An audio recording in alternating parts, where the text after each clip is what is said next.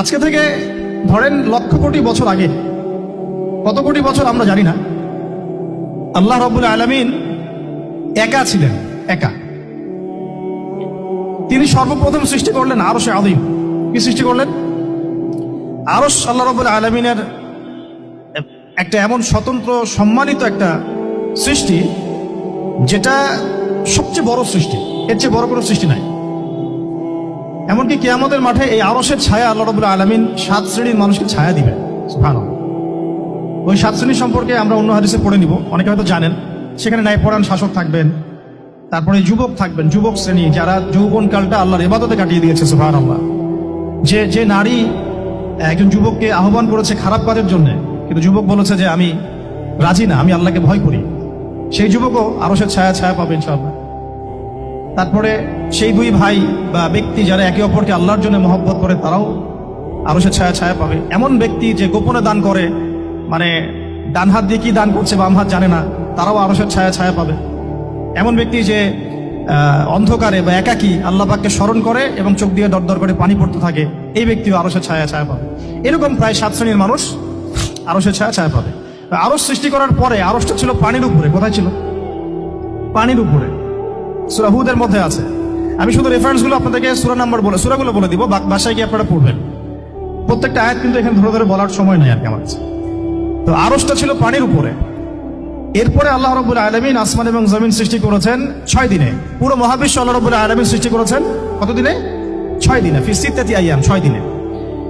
এখন সৃষ্টি করার পরে আল্লাহ রাব্বুল আলামিন কলম সৃষ্টি করেছেন। কি সৃষ্টি করেছেন? কলম। ইলমের সাথে যে কলমের সম্পর্ক, এটা একটু পরে আরো ক্লিয়ার হবে আপনাদের কাছে। আল্লাহ পাক কলম সৃষ্টি করে বলেছেন উক্তুব, কলম তুমি লিখো। কলম তো আমাদের সংজ্ঞামত জড় পদার্থ, তাই না? হ্যাঁ, তো আল্লাহ পাক বলছেন কলমকে তুমি লিখো। তো কলম কথা বলছে, মাযা আকতুব, আমি কি লিখবো? আল্লাহ পাক বলছেন লিখো, কিয়ামত পর্যন্ত যা যা হবে সব লিখে ফেলো। এরপর আল্লাহ রাব্বুল আলামিন লাউহে মাহফুজের মধ্যে একদম from the very beginning till the last day of judgement প্রত্যেকটা কথা লাউহে মাহফুজে লেখা আছে। এমনকি আপনার কার সাথে বিয়ে হবে সেটাও, কয়টা বাচ্চা কাচ্চা হবে সেটাও। তাই এত অস্থির হওয়ার দরকার নাই, রিজিকে যা আছে আসবে ইনশাআল্লাহ। লেখা যদি হয়ে থাকে আসবে না?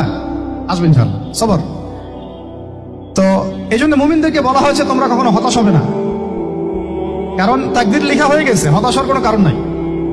একটা প্রবণতা আমরা সমাজে দেখছি আত্মহত্যার। ইয়াং জেনারেশনকে আমরা নসিহত করবো যে ভুলেও নিজের জীবনকে বিসর্জন দিতে যাবেন না। আল্লাহ রাব্বুল আলামিন আপনাদেরকে সৃষ্টি করেছেন তার ইবাদত করার জন্য এবং তার জমিনে তার দিনটাকে প্রতিষ্ঠা করার জন্য। খেলায় খেলায় আপনার জীবনটা নষ্ট করবেন না, ঠিক আছে ভাই? আল্লাহ বোঝার তৌফিক দান করেন। তো কলম সৃষ্টি করার পরে কিয়ামত পর্যন্ত সব লেখা হয়ে গেছে। এখন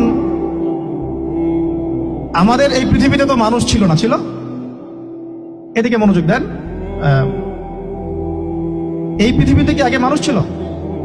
এই পৃথিবীতে আগে কি ছিল তাহলে বলেন? হ্যাঁ, মাশাআল্লাহ। এই পৃথিবীতে আগে কি ছিল? এখন ওরা নাই? সবার সাথেই কিন্তু একটা করে আছে। কমপক্ষে কয়টা করে? সবার সাথে কমপক্ষে একটা করে। আর কোন কোন জায়গা আছে যেখানে জিনের বড় বড় আকড়া আছে। পৃথিবীতে যে জায়গাগুলো থেকে ইসলাম বিরোধী অপতৎপরতাগুলো চলে, ওখানে জিনের আকড়া বেশি। কথা বুঝতে পারছেন? তো জিন জাতিকে আল্লাহ পাক ধ্বংস করে দিয়েছেন তাদের পাপের কারণে, আল্লাহ দ্রোহিতার কারণে, অবাধ্যতার কারণে। এখন আল্লাহ রাব্বুল আলামিন ইরাদা করলেন পৃথিবীতে আমাদেরকে সৃষ্টি করবেন, মানে মানুষকে সৃষ্টি করবেন। আল্লাহ পাক তার সমস্ত ফেরেশতাদেরকে একত্রিত করলেন। ঘটনাটা কিন্তু খুব ইন্টারেস্টিং।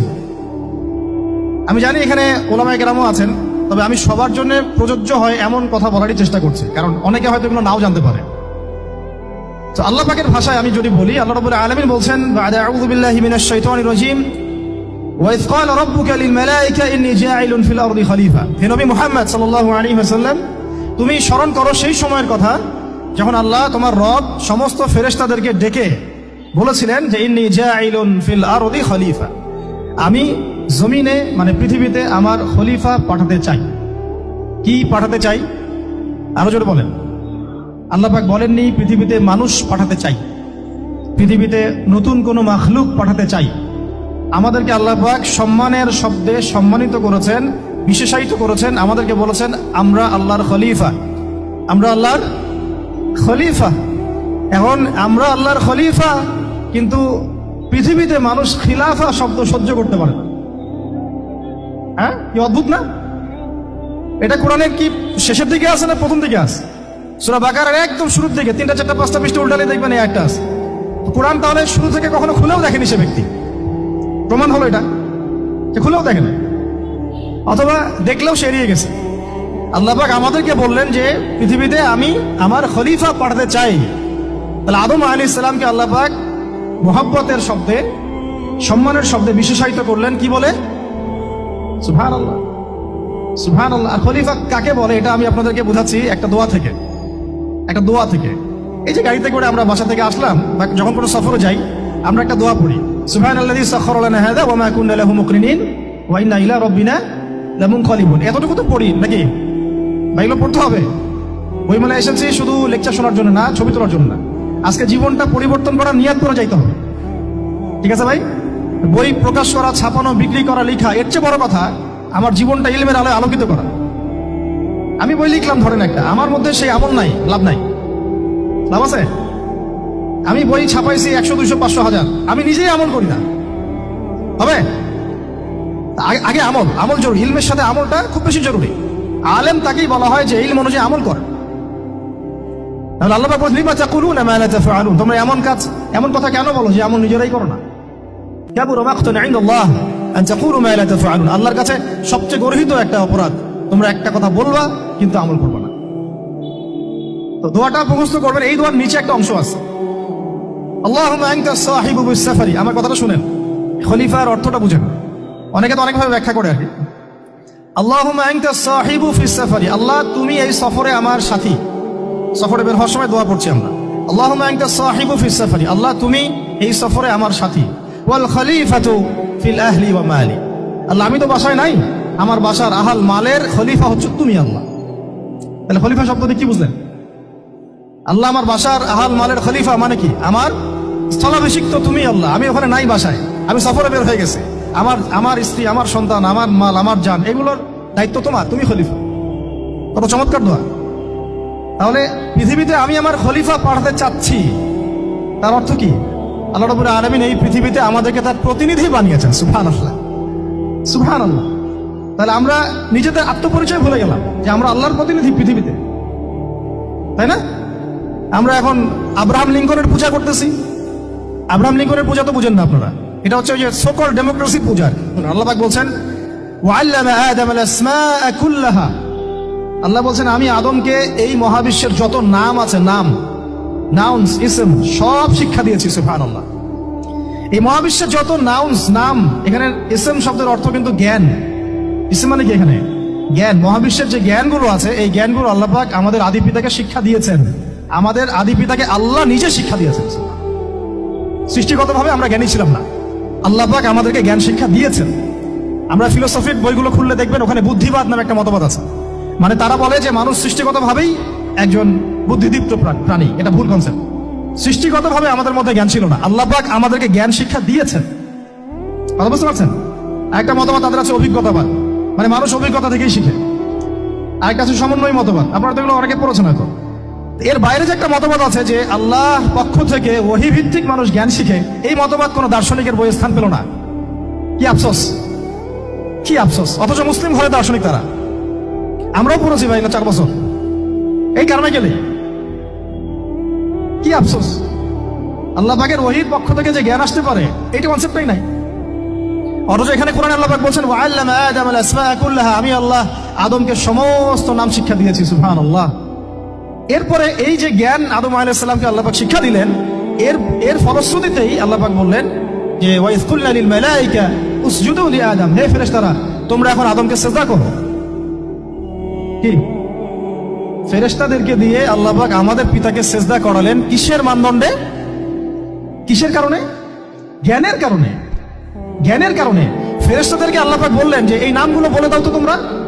তারা বলতে পারলো না। তারা বললো লা ইলম আল্লাহুম্মা লা ইলমা লানা ইল্লা মা আল্লামতানা, আল্লাহ আমাদের তো সেই জ্ঞান নাই, শুধু ওইটুকু জ্ঞান আছে যা আপনি আমাদেরকে শিখিয়েছেন। তখন আল্লাহ পাক বলেছিলেন যে আমি যা জানি তোমরা তা জানো না। আমি কি বলি নাই যে আমি আসমান জমিনের গায়েবের সব খবর জানি? তখন আল্লাহ বললেন যে তোমরা সবাই সিজদা করো আদমকে। তাহলে আমাদের পিতাকে খলিফা করা হলো, জ্ঞান শেখানো হলো, আল্লাহ পাক নিজে শেখালেন, ফেরেশতার মণ্ডলীদের দিয়ে সিজদা পর্যন্ত করালেন। কিসের মানদণ্ডে? আরো আসতে বলেন, জ্ঞানের মানদণ্ড। এখন যদি আমরা একটু প্রশ্ন ছুড়ে দেই নিজ নিজ বিবেকে, আমরা কি সেই ওহীর 10টা সূরাও শিখেছি? 10টা পারা কি পড়া হয়েছে কখনো? 10টা সূরারও কি অর্থ জানি? অনেকে তো 10টা আয়াতের অর্থ জানি না। আমরা কি সেই ওহীর 10টা হাদিস শিখেছি? তাহলে আমরা কোথায় সম্মান খুঁজতেছি? পশ্চিমাদের কাছে? বলেন। সত্যি সবচেয়ে আফসোস লাগে আমার একটা জিনিস, যে মুসলিমরা আমরা এখন আমাদের আত্মপরিচয় ভুলে যাচ্ছি, আর আল্লাহ পাক আমাদেরকে যেখানে সম্মান রেখেছেন ওইখানে সম্মান না খুঁজে আমরা অন্যের দাসত্বের সম্মান খুঁজতেছি। আল্লাহ আমাদেরকে বোঝার তৌফিক দান করে। এটা অজ্ঞতার কারণে হচ্ছে। আমাদের কাজ তাদেরকে সচেতন করা বা তাদেরকে মেসেজ পৌঁছে দেওয়া। আমরা উগ্র পন্থা অবলম্বন করব, আমরা হিকমার সাথে প্রজ্ঞার সাথে মানুষকে বোঝানোর চেষ্টা করব, এগুলো বোঝানোর অংশ। এখন আচ্ছা, আরেকটা কথা আপনাদেরকে বলি, একটা কথা আমি মাঝখানে মিস হয়ে গেছে। এই যে আল্লাহ পাক আমাদেরকে খলিফা করে পাঠিয়েছেন, খলিফার কাজ কি? প্রশ্ন না? আমাদের কাজ কি তাহলে? এই কাজটা আল্লাহ পাক আবার ব্যাখ্যা করেছেন সূরা সদের মধ্যে। কোন সূরায়? সূরা সদ। সদ নামে একটা সূরা আছে, সূরা ইয়াসিনের আগে পড়ে পাবেন। তো এখানে আল্লাহ পাক আরো একজন নবীকে তার খলিফা বলেছেন। সেই নবীর নাম দাউদ আলাইহিস সালাম। কি নাম? আর দাউদ আলাইহিস সালাম কিন্তু এই জেরুজালেম থেকে, যেখানে এখন ওই জায়নিস্টরা বোম্বিং করে আর কি, নিরীহ মুসলিমদেরকে হত্যা করে বিগত 70 বছর থেকে, ওই জেরুজালেম থেকে কিন্তু দাউদ আলাইহিস সালাম বিশ্ব শাসন করেছিলেন। তার পরবর্তীতে তার সন্তান সুলাইমান আলাইহিস সালামও কিন্তু ওখান থেকেই বিশ্ব শাসন করেছিলেন।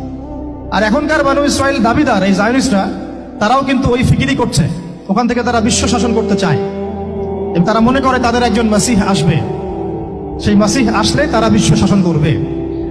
আমরা সেই মাসিহের নাম জানি মাসিহুদ দাজ্জাল। কি নাম? এই দাজ্জালকে ওরা ওদের সত্য মাসিহ মনে করে, আমরা জানি হচ্ছে মিথ্যা ভণ্ড প্রতারক মাসিহ, অথচ ওরা মনে করে এটা হচ্ছে সত্য মাসিহ। এই জায়গায় তারা ধোঁকা খাচ্ছে। অথচ সত্য মাসিহ হচ্ছেন ঈসা আলাইহিস সালাম, যিনি আবার শেষ জামানায় আসবেন এবং তার হাতেই এই মাসিহুদ দাজ্জাল মারা যাবে। এবং তারপরে পুরো বিশ্বে আবার ওই খিলাফা কায়েম হবে, ওই যে খলিফা, ওটা সারা বিশ্বে কায়েম হবে। এই টাউন হলও বাদ যাবে না ইনশাআল্লাহ। এটা মানুষ মানতে চাচ্ছে না, কিন্তু মানুষ না মানলে কি? আল্লাহ পাকের নকশায় সব আঁকা আছে কখন কি হবে। কে কে কল্পনা করেছিল যে আজকে আপনারা বসে এখানে দিনের আলোচনা করবেন? হ্যাঁ, কল্পনা করা যায় তো? যে শব্দগুলো আপনারা বলছেন এগুলো বললেই তো নাই গায়ে, এখন বলছেন। কেউ কি কল্পনা করেছিল যে হঠাৎ করে এমন একটা সময় চলে আসতে পারে? কেউ কিন্তু কল্পনা করেনি, আল্লাহ পাকের নকশায় ছিল। এখানে আমাদের একটা আফসোসের কথা, এখানে মাস্টারমাইন্ড আল্লাহ রাব্বুল আলামিন। প্রকৃত মাস্টারমাইন্ড কে? আমরা ক্রেডিট নেওয়ার প্রতিযোগিতায় ব্যস্ত হয়ে আছি এখন, কার কত ক্রেডিট নেওয়া যায়। এখানে একক ক্রেডিট পাওয়ার যোগ্য কেউ না, সমস্ত ক্রেডিট কার? আল্লাহ রাব্বুল আলামিন। এটা আল্লাহর সাথে গাদ্দারি করতে যায় না, তাহলে ভুলে যান। কারণ আমি বারবার বলেছি আপনাদেরকে, কোরআন থেকে একটা শিক্ষা আমরা শিখেছি, একটা কম যখন মাজলুম থাকে, দুর্বল মাজলুম জুলুমের শিকার হচ্ছে, আল্লাহ পাক সেই কমটাকে বাঁচান, কোনো না কোনো একজন ত্রাণকর্তাকে পাঠান, কোনো একটা সূরাতে আল্লাহ পাক সেই কমকে বাঁচায় দেন। আবার যদি এই নিয়ামতটা পাওয়ার পরে ওই কম আবার এই জুলুম শুরু করে, আবার আল্লাহ দ্রোহিতা শুরু করে, আল্লাহ পাক তার চেয়ে বড় জালেম চাপাই দিবে। কথা বুঝতে পারছেন? আল্লাহর সাথে গাদ্দারি করতে যাই না, আল্লাহ পাক আমাদেরকে বোঝার তৌফিক দান করে। এখন খলিফার কাজটা কোথায় পাবেন? কোন সূরায় ভাই বলেন? সূরা সদে আল্লাহ পাক দাউদ আলাইহিস সালামকে খলিফা সম্বোধন করে বলছেন, ইয়া দাউদ। কি চমৎকার আহ্বান! ইয়া দাউদ, হে দাউদ, ইন্না জাআলনাকা খলিফাতান ফিল আরদ। দেখো, আমি আল্লাহ তোমাকে পৃথিবীতে খলিফা করেছি। কি করেছি? খলিফা করেছে। তোমার কাজ কি শোনো, ফাহকুম বাইনান নাসি বিল হক। বোঝার চেষ্টা করেন একজন খলিফার কাজ কি। খলিফা মানে আল্লাহর প্রতিনিধি, জমিনে যে দায়িত্বশীল, অন্য মানুষের উপরে যে দায়িত্বশীল, তার কাজ ফাহকুম বাইনান নাসি বিল হক, মানুষের মাঝে ন্যায় বিচার প্রতিষ্ঠা করবে, এটা তোমার কাজ। তাহলে এখন যারা আমরা এই জায়গায় আছি বা ভবিষ্যতে আসবো, আরো কাল আগাতে থাকবে, সময় আগাতে থাকবে, নতুন নতুন নেতৃত্ব আসবে, সবার ফাংশন একটাই, ফাহকুম বাইনান নাসি বিল হক। আমাদের কাজ হবে মানুষের মাঝখানে কি করা? ন্যায় বিচার, বিচার ফয়সালার ক্ষেত্রে ইনসাফ করা, ন্যায় বিচার করা। তো ন্যায় বিচার তো এখন জাদুঘরে আছে নাকি? হ্যাঁ, কোনো কোনো ক্ষেত্রে আমরা চাই না যে ন্যায় বিচার জাদুঘরে যাক, আমরা চাই আবারও ন্যায় এবং সাম্যের সমাজ প্রতিষ্ঠা হোক। ইনশাআল্লাহ এরপর থেকে আমরা কোনো অন্যায় সহ্য করব না। ইনশাআল্লাহ এরপর থেকে আমরা কোনো জল্লাদতন্ত্র কায়েম করতে দিব না। আমাদের যা আছে তাই নিয়ে প্রতিবাদ হবে ইনশাআল্লাহ। কারণ এখনকার প্রজন্ম প্রতিবাদের ভাষা বুঝে। এখন যদি আপনারা আবার সেই প্রাচীন জুলুমের তন্ত্রে মন্ত্রে ফিরে যান, তাহলে আল্লাহর গজব চলে আসবে, বড় গজব। তো খলিফার কাজ কি ভাই? কি কাজ বললাম বলেন? মানুষের মাঝখানে ন্যায় বিচার প্রতিষ্ঠা করা। আচ্ছা, আরো আছে আয়াত শেষ হয় নাই। আল্লাহ পাক বলছেন ওয়ালা তাত্তাবিউল হাওয়া, ন্যায় বিচার করতে গিয়ে নিজের দাসত্ব মানে প্রবৃত্তির অনুসরণ করো না। ন্যায় বিচার করতে গিয়ে নিজের প্রবৃত্তির অনুসরণ করো না, মন গড়া বিধানের অনুসরণ করো না। আমার মামা, আমার চাচা, আমার খালু পার করে দিও না। প্রবৃত্তির অনুসরণ মানে কি? মন যাচাই তাই করো না। ন্যায় বিচার করতে গিয়ে আল্লাহ পাকের বিধান মেনে চলো। কারণ সূরা মাইদাতে আল্লাহ পাক বলেছেন আয়াত নাম্বার 44, 45, 47-এ, ওয়ামান লাম ইয়াহকুম বিমা আনজালাল্লাহ ফাউলাইকা হুমুল কাফিরুন, যারা আল্লাহ পাকের হুকুম অনুযায়ী বিচার ফয়সালা করে না তারা কাফির। 45-এ কি আল্লাহ বলছেন ওয়ামান লাম ইয়াহকুম বিমা আনজালাল্লাহ ফাউলাইকা হুমুল ফাসিকুন, যারা আল্লাহ পাকের বিধান অনুযায়ী বিচার ফয়সালা করে না এরা ফাসিক, পাপাচারী। 47 নম্বর আয়াতে কি আবার বলছেন ওয়ামান লাম ইয়াহকুম বিমা আনজালাল্লাহ ফাউলাইকা হুমুজ জালিমুন, যারা আল্লাহর হুকুম বিধান অনুযায়ী বিচার ফয়সালা করে না এরা জালেম। তো কাফেরও বলেছেন আল্লাহ, ফাসিকও বলেছেন, জালেমও বলেছেন। তাহলে বিচার ফয়সালা করার ক্ষেত্রে আল্লাহ পাকের বিধানকে সর্বোচ্চ অগ্রাধিকার দিতে হবে। নিজের প্রবৃত্তির অনুসরণ করা যাবে না। যদি করে তাহলে কি হবে? ইউদিল্লাকা আন সাবিলিল্লাহ, তাহলে এটা তোমাকে আল্লাহর রাস্তা থেকে সরাই নিয়ে যাবে। এর ফলে কি হবে? জেনে রাখো ইন্নাল্লাযীনা ইউদিল্লুনা আন সাবিলিল্লাহ লাহুম আযাবুন শাদীদ বিমা নাসু ইয়াউমাল হিসাব। এটা পরে দেয়, নিশ্চয় যারা আল্লাহ পাকের সরল পথ থেকে বিচ্যুত হয়ে গেছে তাদের জন্য কাল কিয়ামতের মাঠে আছে আযাবুন শাদীদ। আযাবুন শাদীদ মানে কঠিন কঠিন যন্ত্রণাদায়ক শাস্তি, এই কারণে যে তারা কিয়ামতের দিনটাকে ভুলে গিয়েছে। শাদীদ এর অর্থটা কি এটা বোঝার জন্য আপনাকে সূরা হাদীদ পড়তে হবে। কোন সূরা? আসলে কোরআনের আয়াতগুলো হচ্ছে আকাশের তারার মতো। তারা দেখবেন আকাশের, তারা দেখাও সুন্নত। ইসলাম তো রসকসহীন ধর্ম না রে ভাই, সবকিছুই আছে এখানে। আসলে আমরা জানি না বলে আমরা মনে করি যে এখানে কোনো বিনোদনই নাই, তাই না? এই গান বাজনা না করলে কি হয়, মন শান্তি হয়, এরকম একটা ভাব। যদি আপনি কোরআনের ভিতর ঢুকে যান, আপনার হৃদয়ে এমন নূর আসবে, এমন তৃপ্তি আসবে যে ওগুলো আপনার শুনতে ইচ্ছা করবে না। আপনি কান বন্ধ করে ফেলবেন, নিজেই বলতেই হবে না। এখন কিছু নতুন ইসলামিস্ট আসছে, তারা এগুলোকে ইসলামের অন্তর্ভুক্ত বলে মনে করার দাবি করতেছে, যেগুলো এগুলো তো নিষেধ নাই, এগুলো তো নিষেধ করা হয় নাই। কতটুকু জানেন ইসলাম সম্পর্কে? আপনি না জেনে কেন কথা বলেন? নবী সাল্লাল্লাহু আলাইহি ওয়াসাল্লাম রাস্তা দিয়ে হাঁটছেন, ওই সময় তো অনেক পূজা অর্চনা ইত্যাদি হতো মক্কায়। তো এখানে ঢাক ঢোলের শব্দ আসছে। নবী সাল্লাল্লাহু আলাইহি ওয়াসাল্লাম নিজের 2 আঙ্গুল কানের মধ্যে ঢুকিয়ে দিলেন, দিয়ে পাশে একজন সাহাবী তাকে জিজ্ঞাসা করছেন হাঁটতে হাঁটতে হাঁটতে হাঁটতে, তুমি কি এখন আওয়াজ শুনতে পাচ্ছ? সাহাবী বলেন না ইয়া রাসূলুল্লাহ, এখন আওয়াজ শুনতে পাচ্ছি না। তখন তিনি হাত কান বের করলেন। এটা নবীর সুন্নাত।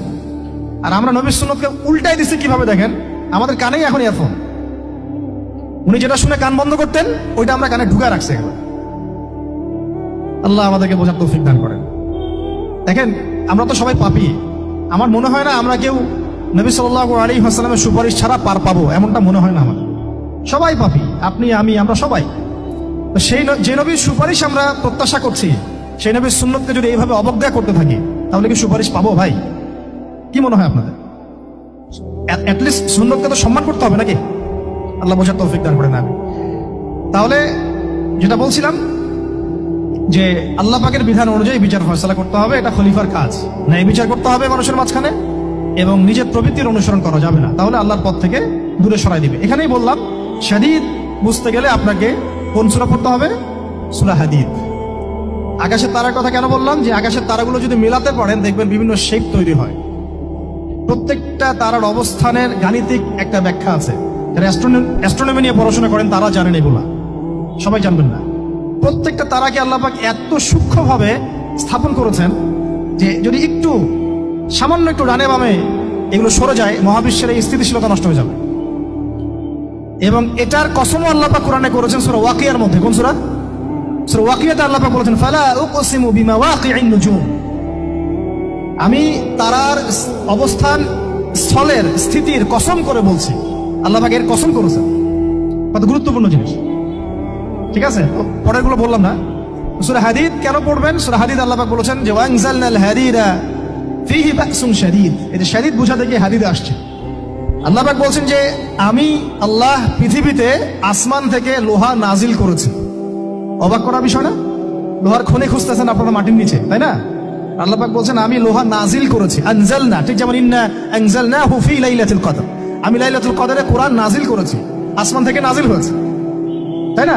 এরকমই ওয়া আনজালনাল হাদিদা, আমি হাদিদ লোহা নাজিল করেছি। ফিহি বাসুন শাদীদ, যে লোহার মধ্যে আছে কঠিন শক্তি। শক্তি আছে না?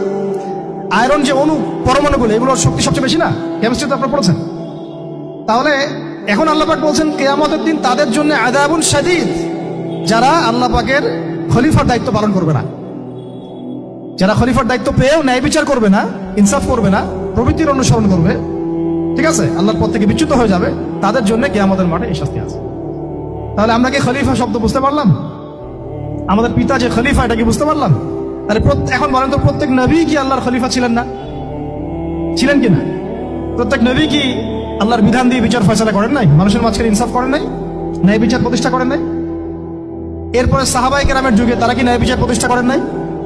তাহলে হঠাৎ করে কি হলো বিশ্ববাসীর মধ্যে যে একেবারে কোরআন হাদিস এই মৌলিক বিষয়গুলো, এগুলো সব পাশ কাটিয়ে আমরা মানব রচিত বিধানগুলোর দিকে চলে গেলাম? রহস্যজনক না বিষয়টা? এটা হচ্ছে দাজ্জালীয় একটা শাসন আসতেছে সামনে। দাজ্জাল নিজেকে খোদা বলে দাবি করবে, সে সমস্ত মানব জাতিকে বুঝাবে যে সেই খোদা, নাউযুবিল্লাহ। সে অনেক ভেলকি দেখাবে, মানুষকে তার দিকে টেনে নিয়ে আসবে, এমনকি সে এক হাতে জান্নাত এক হাতে জাহান্নাম নিয়ে ঘুরবে। নবীজি বলেছেন যে তার জান্নাতে প্রবেশ করবে ওটাই তার জাহান্নাম, আর যে তার জাহান্নামে প্রবেশ করবে সেটাই হচ্ছে জান্নাত। তাহলে পুরো বিশ্ববাসীকে আল্লাহ থেকে দূরে সরিয়ে একটা গডলেস ওয়ার্ল্ডে রূপান্তরিত করার একটা তৎপরতা চলছে, লক্ষ্য করতেছেন না? এটা মূলত আপকামিং যে দাজ্জালীয় সভ্যতার ভবিষ্যৎবাণী নবীজি করেছেন, এইদিকেই ওয়ার্ল্ড যাচ্ছে আস্তে আস্তে আস্তে আস্তে ওইদিকে যাচ্ছে। তবে নবীজি এটাও বলেছেন সাল্লাল্লাহু আলাইহি ওয়াসাল্লাম যে আমার উম্মতের মধ্যে একটা তাইফা, একটা দল, কিছু মানুষ সব সময় হকের উপর অটল থাকবে, কিন্তু তাদের সংখ্যা হবে খুব কম। এখন আমাকে আপনারাই বলেন যে ওই হকের উপর অটল থাকতে হলে আমার সেই জ্ঞান লাগবে কি লাগবে না? বলেন। যেই জ্ঞান আমাদের পিতাকে শেখানো হয়েছে, দেখবেন প্রত্যেকটা মানুষের মধ্যে কিছু প্রতিভা আছে, সৃজনশীলতা আছে, আছে না? একটা বুদ্ধিদীপ্ত একটা তাড়না মানুষের ভিতরে কাজ করে। এটা কোত্থেকে আসছে জানেন? আমাদের পিতার ডিএনএ থেকে আসছে। আমাদের পিতার ডিএনএ থেকে, আমরা কিন্তু সবাই তার সন্তান। এরপরে পৃথিবীতে মানুষ পাপাচারে যখন লিপ্ত হলো প্রচন্ড রকম, তখন নূহ আলাইহিস সালামকে আল্লাহ পাক পাঠান, এবং তিনি প্রায় 950 বছর দাওয়াতের কাজ করলেন, 40টা বা 80টা পরিবার ইসলাম কবুল করলো। তখন আল্লাহ পাক এই মুমিনদেরকে বাদ দিয়ে সবাইকে গারদ করে দিলেন, ধ্বংস করে দিলেন। মানে আমরা যারা পৃথিবীতে এখন বেঁচে আছি, যে আপনি আমি, আপনাদের নাম আমি জানি না, আমরা যারা বেঁচে আছি, আমরা কিন্তু কোনো না কোনো ভাবে ওই 40 বা 80 পরিবারের সন্তান। আমরা আত্মীয়, কিন্তু আমরা সবাই কিন্তু আত্মীয়, জানেন? 40টা বা 80টা পরিবার বাদ দিয়ে বাকি সব মানুষকে আল্লাহ পাক ধ্বংস করে দিয়েছিলেন নূহ আলাইহিস সালামের মহাপ্লাবনে। ঘটনা জানেন না? 40 বা 80টা পরিবারকে বাদ দিয়ে বাকি সবাইকে আল্লাহ পাক ধ্বংস করেছেন ওই মহাপ্লাবনে। তাহলে এখন এই বিশ্বে যত মানুষ আছে তারা কয়টা পরিবারের সন্তান? ওই 40-80। আমরা কোনো না কোনো ভাবে একে অপরের আত্মীয় হই, মুসলিম অমুসলিম সবাই, মুসলিম অমুসলিম সবাই। আমরা যে অসাম্প্রদায়িকতার কথা বলি না, এই শব্দটাকে ভালো অর্থে নেওয়া যায়। কি অর্থে? অন্যান্য ধর্মাবলম্বী মানুষ যারা, তারা তাদের ধর্ম স্বাধীনভাবে পালন করবে, কোনো সমস্যা নেই, আমরা তাদের এই কাজে বাধা দিতে যাব না। একইভাবে আমরা আমাদের ধর্ম স্বাধীনভাবে পালন করব, তারা এখানে কোনো বাধা দিতে পারবে না। সিম্পল। তারা তাদের উৎসব তাদের মতো পালন করবে, আমরা আমাদের উৎসব আমাদের মতো পালন করব। না আমি মূর্তি পাহারা দিতে যাব, আর না আমি মূর্তি ভাঙতে যাব। সিম্পল।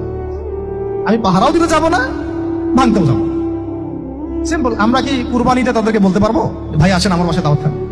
এটা হয় কখনো? লাকুম দীনুকুম ওয়ালিয়া দিন, আপনাদের দিন আপনাদের, আমাদের দিন আমার। সিম্পল। এই অর্থে ঠিক আছে, কিন্তু সব ধর্ম মিলে যে নতুন ধর্ম বানানোর চেষ্টা করা হচ্ছে বাংলাদেশে, এটা ঠিক নাই। এটা শুভঙ্করের ফাঁকি। সব ধর্ম মিলে নতুন ধর্ম করার কোনো সুযোগ নাই। আমরা সবাই এক পরিবারের সন্তান। এখন আমাকে বলেন, নূহ আলাইহিস সালামের একটা ছেলে ছিল, নাম জানেন? কি নাম বলেন? না না, মাশাআল্লাহ। কয় ছেলে ছিল তার? হ্যাঁ, না, মূলত 4জন সন্তান থেকে বড় বড় 4টা গোত্র সৃষ্টি হয়েছে। শাম এক সন্তানের নাম কি? এটাকে কেন্দ্র করে এই যে সিরিয়ান কন্টিনেন্টে, পুরো প্যালেস্টাইন, সিরিয়ান, অ্যারাবিয়ান কন্টিনেন্টে যত মানুষ, তার বংশধর। ঠিক আছে? হাম, একটা সন্তানের নাম হাম। এখান থেকে আফ্রিকার যে কালো কালো মানুষগুলো সব তাদের বংশধর। একটা হচ্ছে ইয়াফাস, ইউরোপিয়ান যারা সাদা চামড়া সব এদের বংশধর। আরেকটা যে কেনান। এই ছেলেটা কি বলেছিল, বাবা ডাকছে নৌকায় আসো তাড়াতাড়ি, নৌকায় আসো তাড়াতাড়ি, না হলে আজকে আল্লাহ পাক আযাব দিয়ে ধ্বংস করে দিবেন। সে নবীর সন্তান হওয়ার পরেও আল্লাহ প্রদত্ত ওহীর জ্ঞানকে মূল্যায়ন না করার কারণে ধ্বংস হয়ে গেল। আর ওই 40টা বা 80টা পরিবার নাজাত পেল কিভাবে? আল্লাহর পক্ষ থেকে নাজিলকৃত ওহীর জ্ঞানকে প্রাধান্য দিয়ে আনুগত্য করে। তাহলে কোন জ্ঞানকে আমরা প্রাধান্য দিব ভাই? আমি বলছি না যে আমরা দুনিয়াবী জ্ঞানগুলোকে শিখবো না, ওই প্রসঙ্গে আমি একটু পরে আসছি যে আমরা শিখবো এবং কিভাবে শিখবো, কতটুকু শিখবো। আগে এই অংশটুকু শেষ করি। ঠিক একইভাবে আপনারা কি আদ জাতির নাম জানেন? আদ, সামুদ। ওই যে সৌদি আরব এখন যেখানে লাইন বানাচ্ছে, লাইন প্রজেক্ট, ওই আলোলা বলে, আলোলা লাইন প্রজেক্ট বানাচ্ছে, দেখবেন অনলাইনে। ওই জায়গা দিয়ে নবী সাল্লাল্লাহু আলাইহি ওয়াসাল্লাম তাবুক যুদ্ধের সময় গিয়েছিলেন। যাওয়ার সময় তিনি বলেছিলেন, তোমরা মাথা নিচু করে কান্নাকাটি করতে করতে এখান থেকে অতিক্রম করো। সাহাবীরা মাথার উপর কাপড় দিয়ে কান্নাকাটি করতে করতে জায়গাটা পার করেছেন, কারণ ওই জায়গায় সামুদ জাতি ছিল যাদেরকে ধ্বংস করা হয়েছে। ওটা হচ্ছে এখন পর্যটন স্পট। সুবহানাল্লাহ। তো আদ এবং সামুদ জাতিকে আল্লাহ পাক ধ্বংস করলেন, কিন্তু তাদেরকে করেন নাই যারা ওহীর জ্ঞানকে প্রাধান্য দিয়েছিল। ইব্রাহিম আলাইহিস সালাম কোন জ্ঞানের বদৌলতে আল্লাহকে চিনলেন? মানব রচিত জ্ঞান নাকি আল্লাহর পক্ষ থেকে নাজিলকৃত জ্ঞান? বলেন। মূসা আলাইহিস সালাম কোন জ্ঞানের বদৌলতে ফিরআউনের মতো এই যে কি বলবো প্রতাপশালী একজন শাসকের সামনে দাঁড়িয়ে বুক ফুলিয়ে ইসলামের দাওয়াত দিলেন? কোন জ্ঞানের আলোকে? ওহীর জ্ঞান। আর ওহীর জ্ঞান যখন নাজিল করা হয়েছে তখন তিনি দোয়াটা পড়ছিলেন, রব্বি ইশরাহ লি সাদরি ওয়া ইয়াসসির লি আমরি ওয়াহলুল উকদাতাম মিন লিসানি ইয়াফকাহু কওলি। প্রত্যেক নবী, ইউসুফ আলাইহিস সালাম কারাগারে 12 বছর থেকেছেন। কত বছর? 12 বছর। আমাদের অনেক ভাই এরকম 5 বছর, 7 বছর, 10 বছর, 12 বছর থেকেছে। আছে এমনও মানুষ আছে, এখন বলা যায় তাই বলি, যে ওই যে একটা শব্দ শুনেছেন আয়না ঘর, ওখানে দীর্ঘদিন ছিল, তারপরে নাই, কোথায় গেছে আল্লাহই ভালো জানে। ইউসুফ আলাইহিস সালামও এরকম কারাগারে ছিলেন। কত বছর? 12 বছর। কিন্তু আল্লাহ পাক তাকে এমন একটা জ্ঞান শিক্ষা দিয়েছিলেন, তিনি স্বপ্নের ব্যাখ্যা বলতে পারতেন, যে কোনো স্বপ্নে। রাজা স্বপ্ন দেখলেন যে 7টা গাভী, জীর্ণ শীর্ণ গাভী, মোটা তাজা গাভীকে খেয়ে ফেলছে, স্বপ্নের ব্যাখ্যা কেউ দিতে পারে না। কিন্তু ওই জেলখানায় 2জন ছাড়া পাওয়া মানুষ, ছাড়া পাইছে 2জনের, 2জনের মধ্যে একজন বেঁচে আছে, একজন নাই। মানে 2জন বসে বসে ইউসুফ আলাইহিস সালামকে বলছিলেন যে আমরা একটা স্বপ্ন দেখলাম যে আমার মাথায় রুটি আছে, পাখি এসে রুটি খেয়ে ফেলছে। আর আমি স্বপ্ন দেখলাম যে আমি শরাব পান করাচ্ছি, ব্যাখ্যা কি ইউসুফ? তোমাকে সত্যবাদী বলে জানি। ইউসুফ আলাইহিস সালাম বললেন, তোমার মাথায় রুটি যেটা খেয়ে নিচ্ছে, তার মানে তোমাকে শুলদণ্ড দেওয়া হবে।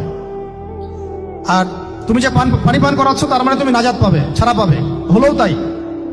আর যে নাজাত পাবে তাকে ইউসুফ আলাইহিস সালাম বলে দিলেন যে তুমি রাজ দরবারে গিয়ে আমার কথা বলো, আমার কথা আলোচনা করো।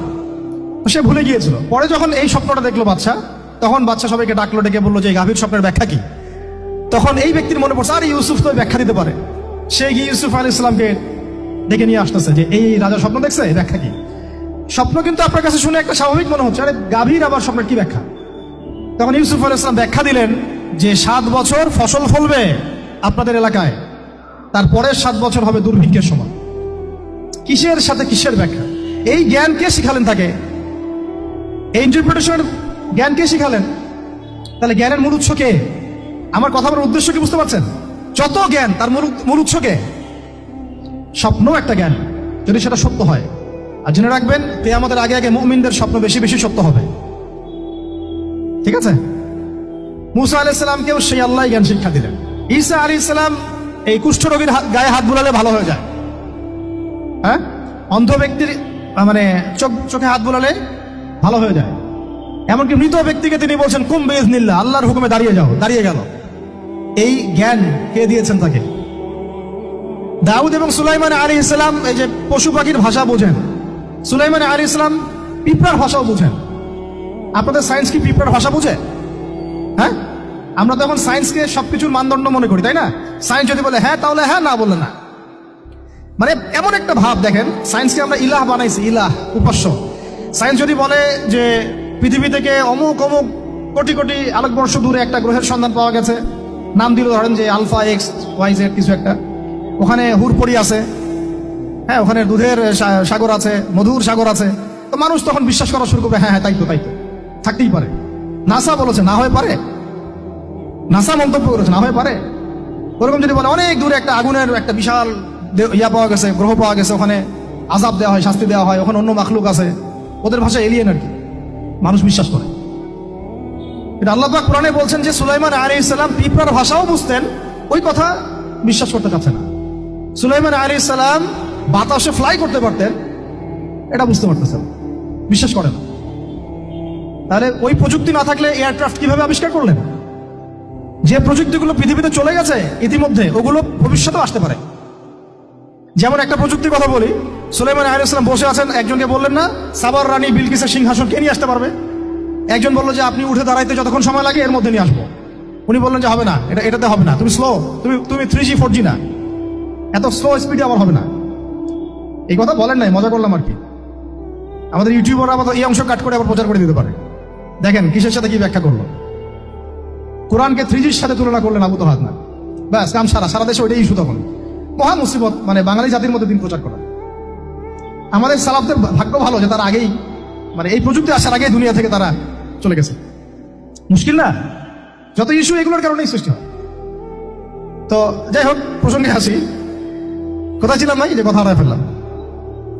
হ্যাঁ, আরেকজন বললেন যে না, আপনি চোখের পলক ফেলতে যতক্ষণ লাগে এর মধ্যে দেখবেন সিংহাসন সামনে। সুবহানাল্লাহ, কি প্রযুক্তি বলেন! এই প্রযুক্তির সামনে কি বিশ্ববাসী যেতে পেরেছে? দেখেন সুলাইমান আলাইহিস সালামের বাতাসে ফ্লাই করাটা কিন্তু এখন পৃথিবীতে খুব কমন হয়ে গেছে। আমরা সবাই ফ্লাই করতেছি বাতাসে, তাই না?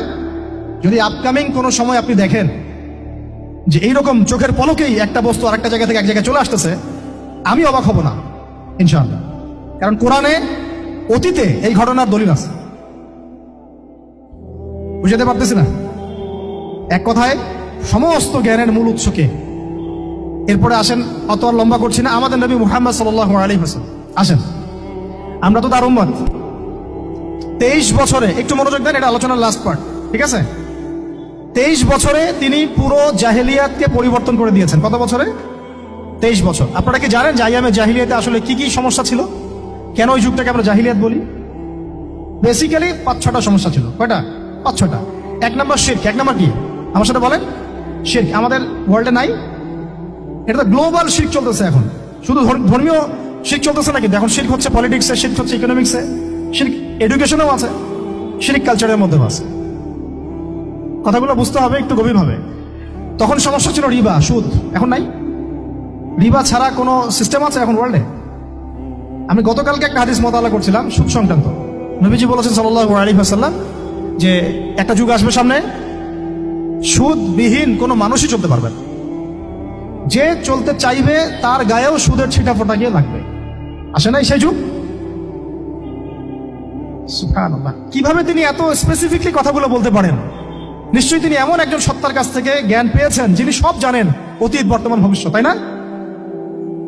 এমনকি নবীজি বলেছেন ইমামুল মাহদির সময় যে 10 জন ঘোর সাওয়ার বের হবে এবং তারা গিয়ে খোঁজ নিতে যাবে যে দাজ্জাল বের হয়েছে কিনা, নবীজি বলছেন আমি সেই 10 জনের নামও জানি, তাদের বাবার নামও জানি। সুবহানাল্লাহ, সুবহানাল্লাহ।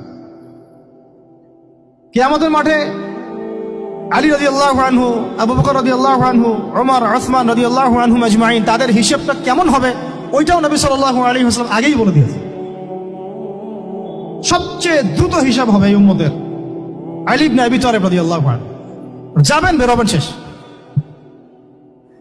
কি মানুষ, তার জীবনীটা পড়ে দেখবেন। আমি শেষের দিকে বলে দিব আপনাদেরকে আজকে, এবং এটা রেকর্ডেড থাকবে, ইনশাআল্লাহ অনলাইনে দিয়ে দিব, যে আপনারা কোন কোন সাবজেক্টের বই কিনবেন। বই মেলা তো শুধু মানে আসলেন একটা র্যান্ডমলি বই কিনলেন এমন না, টপিক ধরে ধরে সাবজেক্ট ওয়াইজ বই কিনতে হবে, ঠিক আছে ভাই? বই কেনার পিছনে টাকা পয়সা খরচ যদি না করেন, মানে দিনের জন্য অর্থ ব্যয় করার মানসিকতা না থাকে, এলেম পাওয়া যাবে। অনেক মুহাদ্দিস নিজের গায়ের জামা খুলে দিয়ে পর্যন্ত বই নিয়ে বাসায় গিয়েছে, জানেন? তাদের সমস্ত সম্পত্তি বিক্রি করে দিয়েছেন বই কেনার জন্য। আজকে সকালে আমাদের এক ভাই মোজাকারা করছিলেন যে আমারই এক ওস্তাদ, বাংলাদেশের অনেক বরেণ্য একজন আলেমে দিন, প্রবীণ আলেমে দিন, তার কথা আলোচনা হচ্ছিল যে তিনি কিতাব পড়তে পড়তে পড়তে হঠাৎ একটা কিতাব তিনি খুঁজে পাচ্ছেন না। তো ছাত্রদেরকে পাঠালেন যে খুঁজে নিয়ে আসো তো, কোথায় আছে? কেউ খুঁজে পায় না। তিনি নাকি ওযু করে এসে নামাজ 2 রাকাত নামাজ পড়ে বাচ্চার মতো হাউমাউ করে কান্নাকাটি শুরু করলেন, আল্লাহ আমার সেই কিতাব কোথায় গেল, আমার কিতাবটা এনে দাও। তলাবুল ইলম কাকে বলে দেখেন, ইলমের তালেব, ইলমের ছাত্র কাকে বলে? এই যে ইলমের ছাত্র, আমরা কি ছাত্র হইতে পারছি? একটা বইয়ের দাম যদি দেখি 100 টাকা, বাস আমাদের গায়ে লাগে। 100 টাকা দিয়ে তো আপনার গার্লফ্রেন্ডকে নিয়ে বসতে গায়ে লাগে না, বসলে তো 500 টাকা চলে যায়। জিনা থেকে বাঁচতে না পারলে কলবে আল্লাহ নূর আসবে না। আল্লাহ পাক আমাদের কথাগুলো বোঝার তৌফিক দান করেন, আমিন। জিনা, আবার বলছি, জিনা থেকে বাঁচতে হবে, অন্যথায় কলবে নূর আসবে না। আল্লাহ পাক আমাদেরকে বোঝার তৌফিক দান করেন, আমিন। কোথায় ছিলাম ভাই বলেন? 1 নাম্বার কি ছিল? শিরক। 2 নাম্বার রিবা, সুদ। ওইটা বলতে গিয়ে হাদিসটা কথা বলেছিলাম। এই সুদটা কি এখন বেশি না কম? এখন সুদ মানুষ খাচ্ছে, যুক্তিও দিচ্ছে যে এই যুগে এখন সুদ না খাইলে কি চলে। একদিন একটা মসজিদে বয়ান করছিলাম, তো মসজিদে বয়ানের মাঝখানে একজন দাঁড়ায় গেল, দাঁড়ায় আমাকে বলছে যে ওস্তাদ, হুজুর বুঝলাম আপনার সব কথা ঠিক আছে, এখন আমার 1 লাখ টাকা ধার লাগবে, আমি কোত্থেকে নিব? বলেন আসলে উত্তর দিবেন কি? হ্যাঁ, সুদের ক্ষতিকর বিষয়গুলো যেমন বলতে হবে, সুদবিহীন ব্যাংকিং সিস্টেম এবং অর্থনৈতিক ব্যবস্থাও তো চালু করতে হবে। সেটা কি? সেটা হচ্ছে যাকাত। সেটা কি?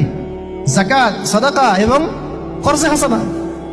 এগুলো তো চালু করছি না আমরা শুধু কথা বলছি তাত্ত্বিক যে সুদ হারাম। আমিও তো অনেক জায়গায় বলছি, কারণ বলতে হচ্ছে না, আপনার জানাতে তো হবে। সুদের পাপের সবচেয়ে নিম্ন শাখা হচ্ছে মায়ের সাথে জিনা করা, সর্বোচ্চ শাখা হচ্ছে আল্লাহ এবং তার রাসূলের সাথে যুদ্ধ করা।